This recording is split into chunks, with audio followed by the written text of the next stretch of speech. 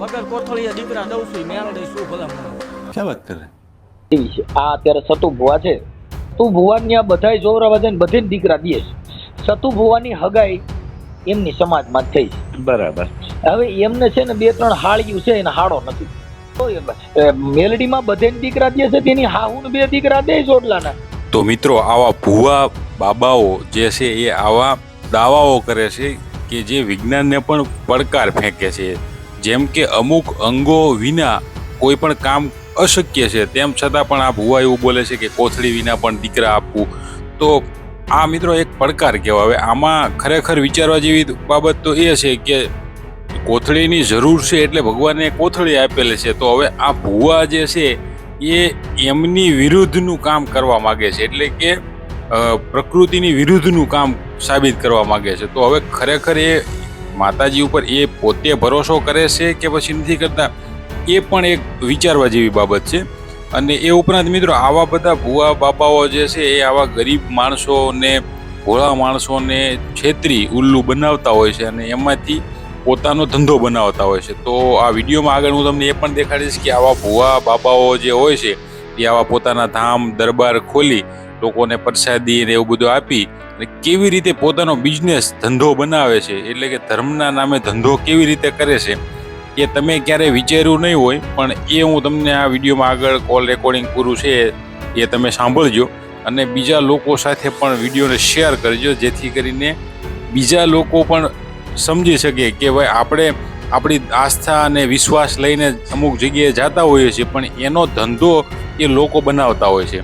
જેમ કે આપણે કોઈ પણ ધામમાં જતા હોય ત્યાં આપણે દક્ષિણા કે દાન એવું આપતા હોય, પણ એ બધું વસ્તુ જે છે એ લોકોએ એમનો ધંધો બનાવી લીધો છે. ભુવા ભરાડિયાઓ તમે જોજો, આજે નવા ભુવાઓ માર્કેટમાં બહાર આવે છે. જેટલા માતાજી નથી એટલા તો અત્યારે તમને ભુવા જોવા મળશે. તો એ બધા લોકોની લાઈફસ્ટાઈલ તમે જુઓ તો મોંઘી મોંઘી ગાડીઓ, ફોન, આવા બધા વસાવતા હોય છે. તો એ બધું કેવી રીતે શક્ય બને? તો એ બધા પૈસા જે છે એ આવા પ્રજા લોકોના છે કે જે આવા માર્ગે દોરાઈ જાય છે, અંધવિશ્વાસમાં ફસાઈ જાય છે અને એના કારણે આજે આપણા દેશની પરિસ્થિતિ જે છે એ આ હાલત જોવા મળે છે. તો હવે આપણે આગળ મિત્રો થોડું વિચારવું જોઈએ અને આમાં કોઈ પણ આવા ખોટી રીતે લોકો ફસાતા હોય તો તેમને પણ ધ્યાન દોરવું જોઈએ અને આપણે પણ એક વૈજ્ઞાનિક અભિગમ સાથે વૈજ્ઞાનિક દ્રષ્ટિકોણ અપનાવવો જોઈએ અને તાર્કિક બનવું જોઈએ. તો હવે આગળ આખું કોલ રેકોર્ડિંગ તમે સાંભળો કે કેવી રીતે આ લોકો ધંધો કરે છે. હા બરાબર. આ આખી જગતના દીકરા દ્યો છો. સતુ ભુવાની સગાઈ કરી એમના હાળો નથી. હા બરાબર. આ વાયા વિડિયા વાત જાણેલી છે. સમજ્યા તમે? તો બધાને દીકરા દ્યો છો તો તમારી હાહુ ને 2 દીકરા દ્યો ને જાવ બાબા સતુ ભુવાની આમ જો આજ પાઘડીની બેલડી બોલું કે સાહેબ બેલડાના 2 દીકરા દઉં તો હા એના આખી જગત ના દ્યો તો તમારા કુટુંબમાં કોક ના દીકરા દ્યો એટલે હમણાં ખબર બરાબર. કુટુંબમાં વિરોધ હોય, એના ગામમાં સતુ ભુવાની વિરોધ છે. હા બરાબર. અને ત્યાં ખેતરમાં 50-100 રૂપિયા ગાડીના પાર્કિંગ ના લે છે. હવે કેવડા પૈસા થયા? હા ઘણી ખૂબ આવક થઈ એને. બરાબર. પછી પાણીની બોટલના 30 રૂપિયા લે છે. ઓહો. હવે ત્યાં પબ્લિક ભેગી કરો છો એટલે ધંધો કરવા માટે. હાલો હું કહું છું તમે પૈસા કદાચ લેવાના બંધ કરી દો તોય તમે પાર્કિંગ ના પૈસા ગણો ને. હા 100 રૂપિયા લે કે 500 ગાડીના પૈસા ગણો છે. હા ઘણી આવક થઈ ગઈ સાહેબ 50,000 રૂપિયા થયા.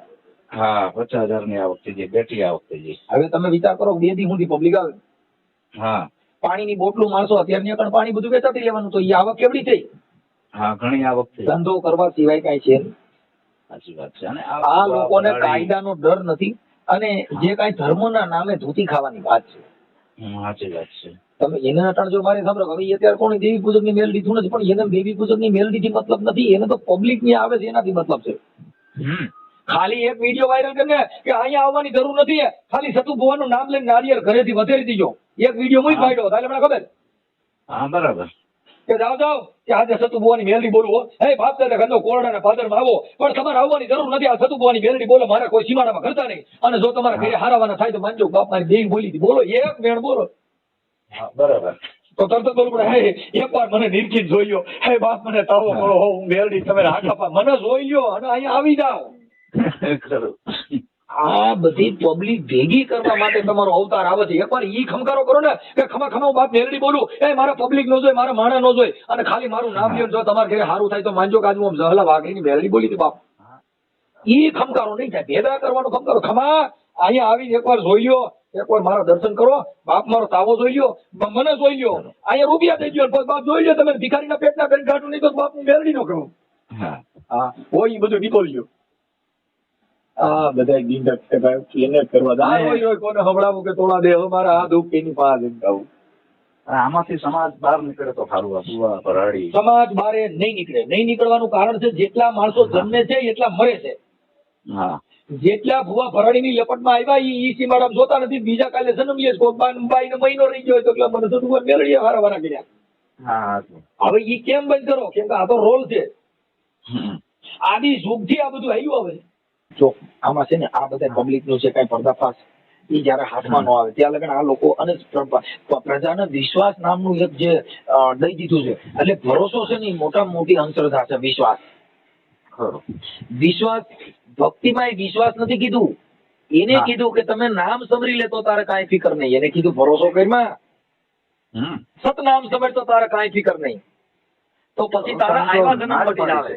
હા વિધાણા એટલા મોતી કેવાણા બાપુ, વિધાણા એટલા મોતી કેવાણા, ઓલા અણવિધા પતરા કહાવે. અરે બાપુ નામ ને ભજે ઈ જ માનવી, ઓલા ગાફિલ ગોતા ખાવે. એટલે પીઠો કે સત નામ સમરી લે તો તારે પછી કાંઈ ફિકર નહીં.